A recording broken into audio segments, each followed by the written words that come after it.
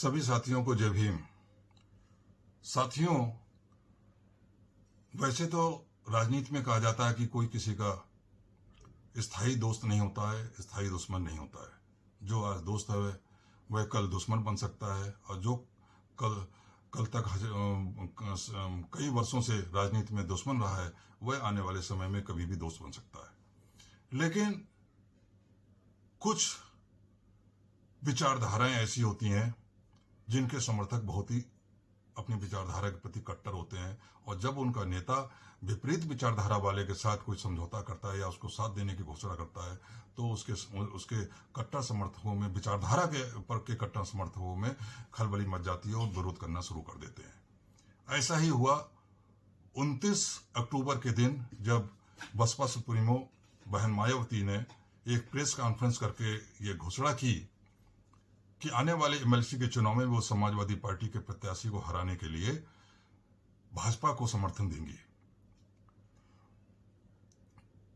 उत्तर भारत की राजनीति में दिलचस्पी रखने वालों के लिए ये बहुत बड़ी खबर थी, और बिहार के चुनाव से उनका ध्यान उत्तर प्रदेश की राजनीति पे आ गया। मीडिया और खासतौर से सोशल मीडिया में बहन जी की इस घोषणा पर चर्चा प्रारंभ हो गई। किसी ने कहा कि मायावती जी ने बहुजन आंदोलन के साथ विश्वासघात किया है, क्योंकि भाजपा मनवादी मानसिकता की है और बहुजन विचारधारा की ध्रुव विरोधी है। तो किसी ने कहा कि बहन जी ने इस घोषणा के द्वारा अपने पैरों पर कुल्हाड़ी मारी है, क्योंकि इस घोषणा से उनके राजनीतिक करियर पर भी प्रभाव पड़ेगा। कुछ लोग बहन जी के समर्थन में भी मीडिया में आए। उन्होंने कहा कि जब रामदास अठावले भाजपा से हाथ मिला लेते हैं,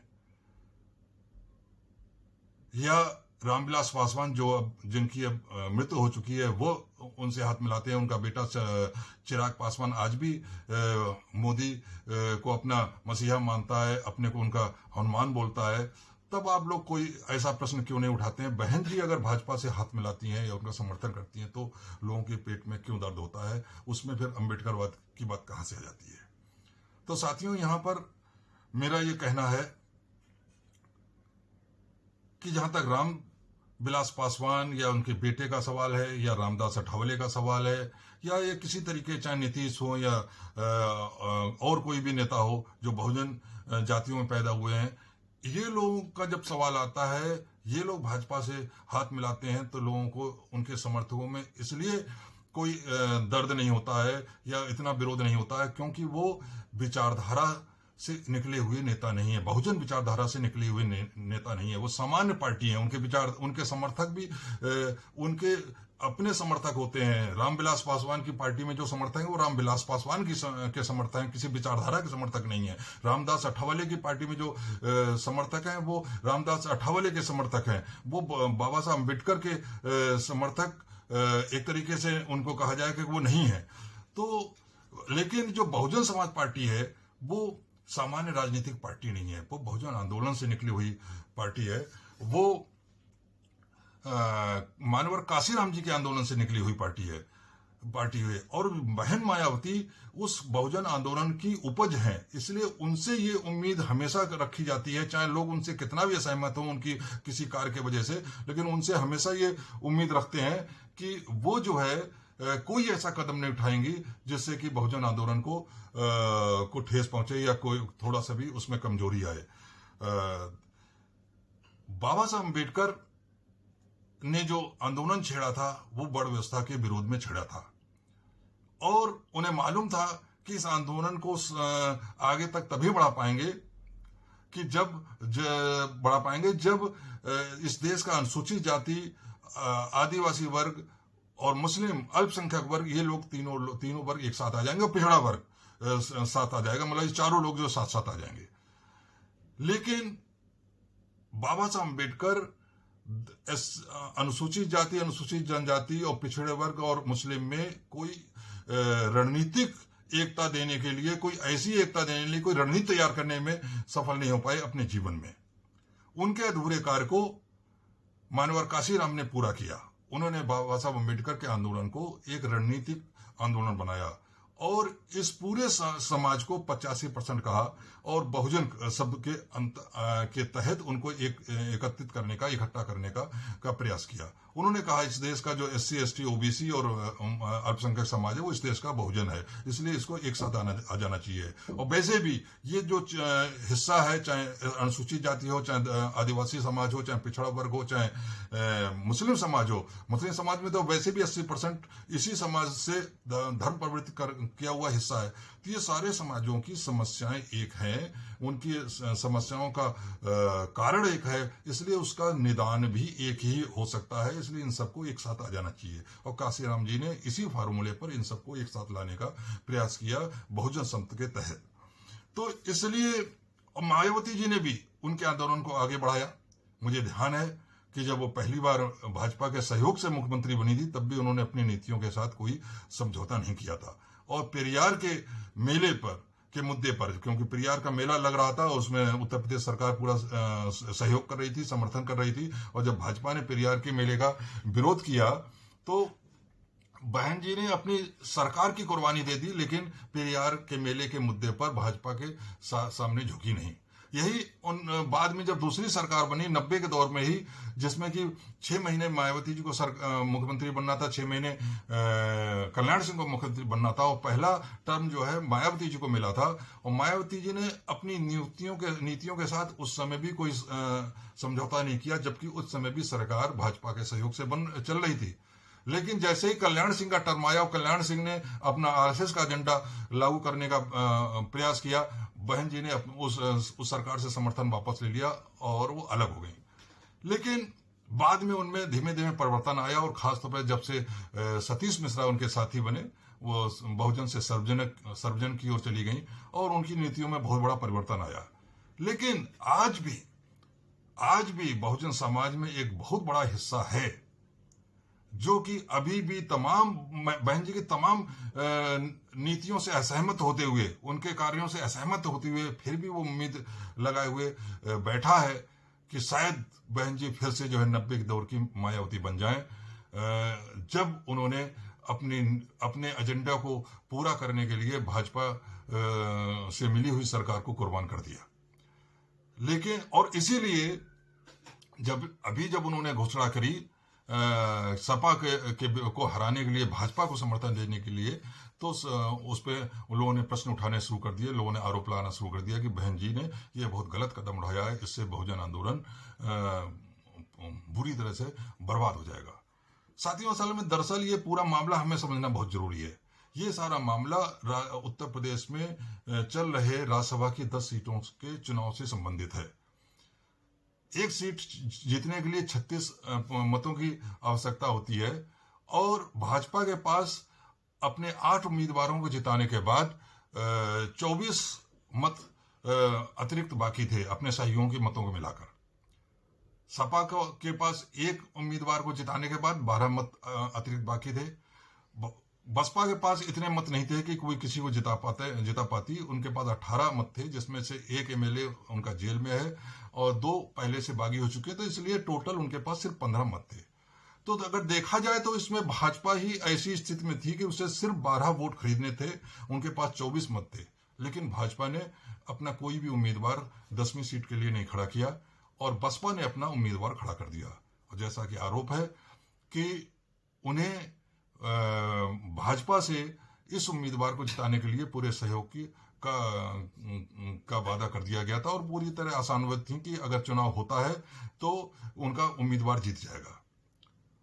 इसी बीच एक निर्दलीय उम्मीदवार के रूप में एक बिजनेसमैन प्रकाश बजाज ने सपा के सहयोग से पर्चा दाखिल किया। तब भी बसपा विचलित नहीं हुई, क्योंकि पूरा विश्वास था कि उनका उम्मीदवार जीतेगा भाजपा के सहयोग से। लेकिन जैसे ही उनके 7 उम्मीदवार विधायकों ने अखिलेश से हाथ मिला लिया, बहन जी एकदम आग बबूला हो गई। उन्होंने प्रेस कॉन्फ्रेंस करके ये भी घोषणा कर दी कि वो सपा को हराने के लिए भाजपा को समर्थन देंगी। यहाँ पर ध्यान देने योग्य बात है कि सपा से समर्थित जो निर्दलीय उम्मीदवार था प्रकाश बजाज, इनका पर्चा चुनाव आयोग ने खारिज कर दिया था मायावती जी की प्रेस कॉन्फ्रेंस से पहले। तो इनके कैंडिडेट का राज्यसभा पहुंचना लगभग निश्चित है। यदि कोर्ट इसमें हस्तक्षेप नहीं करता है तो बहन जी अगर प्रेस कॉन्फ्रेंस करके ऐसी घोषणा ना भी करती हैं तब भी उनके चुनाव पर कोई असर पड़ने वाला नहीं था, लेकिन फिर भी बहन जी ने भाजपा को समर्थन देने की घोषणा की।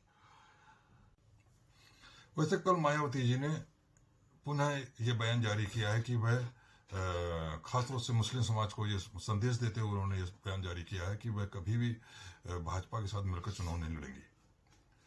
मुझे लगता है कि अभी उनके इस बयान को ज़्यादा गंभीरता से लेने की आवश्यकता नहीं है, क्योंकि बिहार में चुनाव चल रहे हैं जहां पर वो ओवैसी और उपेंद्र कुशवाहा के साथ मिलकर एक फ्रंट बनाई हुई है। उनके बयान का जो भाजपा को समर्थन देने की बयान था उनका, उस चुनाव पर उसका असर पड़ रहा है। तो हो सकता है उस असर को कम करने के लिए उन्होंने ये बयान दिया। उत्तर प्रदेश में भी उपचुनाव हो रहे हैं, उसमें भी वो भाजपा के खिलाफ चुनाव लड़ रही हैं, तो अपने पुराने बयान पे कायम रहती हैं या नया बयान पे कायम रहती हैं ये भविष्य बताएगा। वैसे भी उन्होंने, बहन जी ने इस बात की कोई वादा नहीं किया है कि वो भाजपा से चुनाव तो मिलकर नहीं लड़ेंगी, लेकिन क्या भाजपा से मिलकर सरकार बनाएंगी या नहीं, या भाजपा के किसी उम्मीदवार को जिताने के लिए भाजपा को सहयोग करेंगी या नहीं, या अपने किसी उम्मीदवार को जिताने के लिए भाजपा से सहयोग लेंगी या नहीं। क्योंकि इससे पहले भी जब भी बसपा की भाजपा के साथ मिलकर सरकार बनी है तो तीन बार सरकार बनी है, तीनों बार दोनों पार्टियां अलग अलग चुनाव लड़ी थी, कभी मिलकर चुनाव लड़ी थी। चुनाव के बाद इन दोनों पार्टियों में समझौता हुआ, तो ऐसा समझौता भविष्य में नहीं होगा, इस बात का कोई वादा बहन जी ने अभी तक नहीं किया है। दूसरी बात, जो नुकसान होना था वो ऑलरेडी हो चुका है। सपा ये संदेश दें, देखिए अखिलेश यादव को पहले से मालूम था कि वो 12 विधायकों के बल पर अपना एक और कैंडिडेट नहीं जिता सकते हैं। उनको बहन जी के और भाजपा के जो सहयोग की, आपसी सहयोग की जो बात उड़ रही थी, वो चल गई थी। उस जो गुप्त समझौते को उजागर करना था, जनता के सामने लाना था, वो उसमें सफल हुए। मुस्लिम समाज में वो ये अखिलेश यादव ये संदेश देने में सफल हो गए कि अब मायावती जी भाजपा के साथ खड़ी हैं, इसलिए मुस्लिम समाज के लिए सपा के अतिरिक्त और कोई विकल्प नहीं है।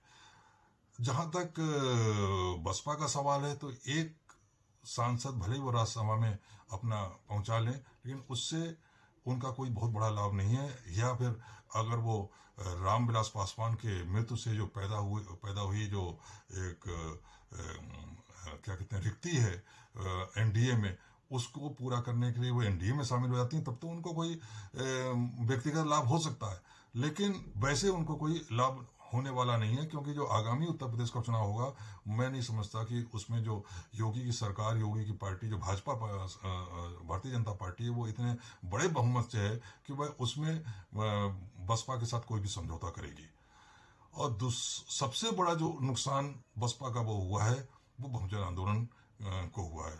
मायावती की जो उनकी पहचान है वो केवल एक राजनेता के रूप में नहीं है, वो एक बहुजन नेता के रूप में है। निश्चित रूप से भाजपा को जो समर्थन की बात करिए तो बहुजन नेता के रूप में जो बहन जी की पहचान है उसको नुकसान हुआ, और इनडायरेक्टली एक तरीके से कहा जा सकता है कि बहुजन आंदोलन को इसका सीधा सीधा आघात पहुंचा है। हालांकि बहुजन आंदोलन पहले से ही बिखर रहा है, लेकिन जो उस बिखराव हो रहा है, जो उम्मीदें थी बहन जी से उनके समर्थकों की, उसमें कहीं ना कहीं चोट पहुंची है।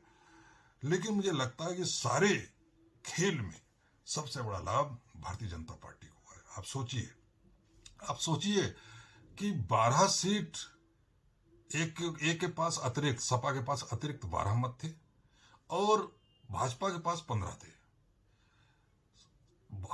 भाजपा के पास नहीं, बसपा के पास 15 थे और भाजपा के पास अतिरिक्त 24 वोट थे। तो 24 वोट वाले को जीतने की ज्यादा संभावना है। वैसे भी उनके पास पैसे की कोई कमी नहीं है, वो आसानी से 12 वोट खरीद सकते थे। गुजरात और राजस्थान वगैरह में तो उन्होंने 20-20 वोट खरीद कर अपने प्रत्याशी को राज्यसभा भेजा है। तो यहाँ पर 12 वोट आसानी से खरीद सकते थे, फिर भी उन्होंने अपना प्रत्याशी नहीं उतारा। यहीं पर उनका खेल पूरा समझ में जाता है। दरअसल जो 19 में जिस प्रकार से सपा और बसपा आपस में मिलकर चुनाव लड़े थे, 19 के लोकसभा चुनाव के रिजल्ट आने के बाद बसपा अलग हो गई, लेकिन फिर भी इन दोनों के बीच अभी इस तरीके से कड़वाहट वाले, बढ़ाने वाले कोई बयान अधिक नहीं आए थे। तो ये संभावना तो थी कि हो सकता है आने वाले समय में फिर से दोनों लोग हाथ मिला लें। इस संभावना को खत्म करने के लिए ये खेल भाजपा ने खेला और उसमें दोनों फंस गए, खासतौर पे बहन जी उसमें फंस गई। अब इससे वो बाहर निकल पाती हैं ये तो समय बताएगा, लेकिन फिलहाल नुकसान जो होना था, बहन जी को व्यक्तिगत रूप से उनकी बहुजन नेता के रूप में जो छवि थी उसको नुकसान तो पहुंचा ही है, बहुजन आंदोलन को भी नुकसान पहुंचा है निश्चित रूप से, इसमें कोई दो राय नहीं है। और भाजपा अपने खेल में पूरी तरह कामयाब हो गई है।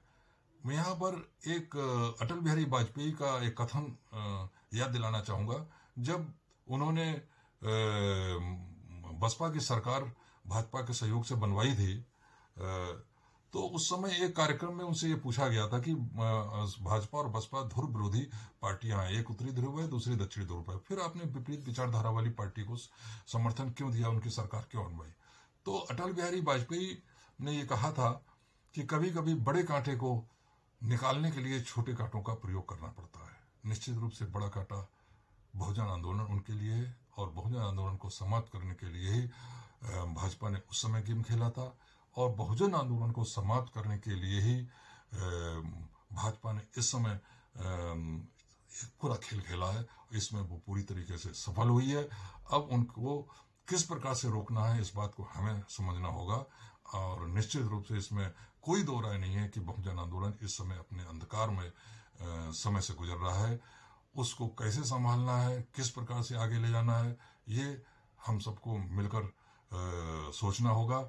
हमारे नेताओं को, बहुजन नेताओं को अपने मतभेदों से ऊपर उठकर इस बात को समझना होगा कि जो पार्टी संविधान को नष्ट करने में लगी हुई है, आरक्षण को नष्ट करने में लगी हुई है, बाबा साहब के संविधान को इस तरीके से जिसने निष्प्रभावी सा बना दिया है, अपने एजेंडा को 19 का इलेक्शन जीतते ही जिन्होंने लागू करने का, 6 महीने के अंदर लागू करने का पूरा प्रयास किया, अगर वो 24 में फिर से सत्ता में आ गए तब बहुजन आंदोलन का क्या होगा? और निश्चित रूप से 22 का उत्तर प्रदेश का चुनाव उस 24 के फाइनल चुनाव के लिए, 22 का चुनाव सेमीफाइनल है। इसके लिए बहुजन नेताओं को अपने मतभेदों से ऊपर उठना पड़ेगा। यदि वो एक ज्वाइंट फ्रंट बनाकर भाजपा से मुकाबला करते हैं तब तो वो भाजपा को सत्ता में आने से भी रोक पाएंगे और बहुजन आंदोलन को भी बचा पाएंगे, वरना बहुजन आंदोलन का भविष्य बहुत अंधकार में है। हमें इस बात को गंभीरता से सोचना होगा। इसी के साथ मैं अपनी बात समाप्त करता हूँ। आप सभी साथियों को जय भीम, जय भारत, नमो बुद्धाय।